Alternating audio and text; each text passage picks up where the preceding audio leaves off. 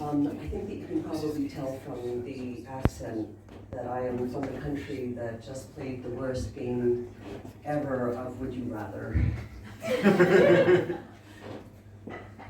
We almost elected that overqualified woman of color, but I'm glad we dodged that bullet. Now we have a guy who is shutting down the Department of Education while declaring English the official language of the United States, which I guess means that you'll have to learn it. I just want to thank Max and Aaron and Robert and Zach for coming and seeing me, and thank you, Andy. I have wanted to be on the show for a very, very long time, and I think that the fact that I'm here is a testament to Andy's dedication to trying to give a chance to rising talent, and the fact that he asked 2 women before me and they were otherwise agreed. But I really, really appreciate it. And in your honor, so Max and Aaron are back to see me despite seeing the second time I ever performed. It was at something called the Gong Show. Is anybody here familiar with it? Okay, so the Gong Show is what happens on a Saturday night when you mix testosterone with alcohol, put a baseball cap on its head, and set it free in the wild. And I show up, it's my second gig, people have been very nice at my first, and the comedian ahead of me was like, "Where are my lesbians at?" And the crowd goes wild, and I'm like, "Oh, this is gonna be dope, I'm gonna be fine." And then I got up on stage, and it was like, silence. They had never seen one in captivity. So I've been doing this bit about what it's like to watch a lot of male comedians do these bits about the rigors of going down on women as though they're doing time in gulag. And I think that you can imagine like what I find annoying about this. First of all, there's this whole like, I can't find the clitoris thing. It's like, dude, you're in a city where women do very, very severe Brazilian waxing.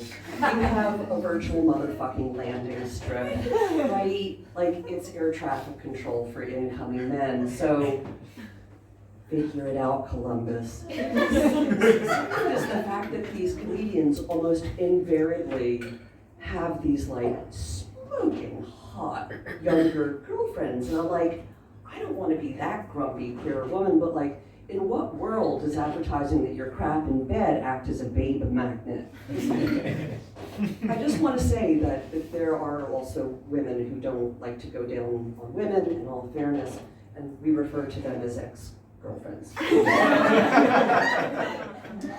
So I do this bit. I just also would like to say that I actually do really like men, and I think that the not fucking them part does help. But I don't know where these guys kind of get off on how disgusting women are. My friend Andrew blows a lot of boys, and even Andrew admits that boy cum tastes like bleach flavored snot. So, you know, I just think it's a little bit unfair. So I did this bit in Rome a couple of weeks ago and found myself confronted by a row full of young, straight white men like this, glaring at me because clearly they can't find the clitoris either. And they don't know that I'm a former gender and women's studies professor and I drink their motherfucking tears for breakfast. But what always confuses me about Italy, which I love very much, is that it is so fucking homophobic and conservative while also Rome being like the gayest city ever. Either this is an entire culture in the closet, or this is the first civilization where straight men know how to tuck and moisturize. You know? And it was interesting, I spent some time with other Italian queer women who had literally not heard that Michelangelo was gay, and I'm like, in their Italian schools, and I was like, Michelangelo, have you seen the David, like the world's most famous dick pic? You know, also possibly the world's first selfie, like built like a CrossFit instructor, barely of age, full frontal nudity, like a straight man did that? I'm thinking no. Also, if Michelangelo had been straight, he would have painted the Sistine Chapel with a roller and been done in 3 days. It would have been like, hey, God, you can move in. I'm done just like I said I would be. Versace and Armani, if they had been straight, Italian men would be living in cargo pants and Axe body spray. I know, because as I said, I'm from the United States. We got Ralph Lauren and Tommy Hilfiger, and look where we are now. Thank you very much. Good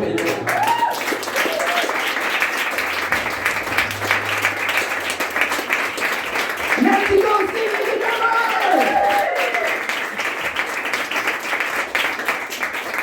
Okay, and we have got one more act for you, and then we're going to take a break, okay?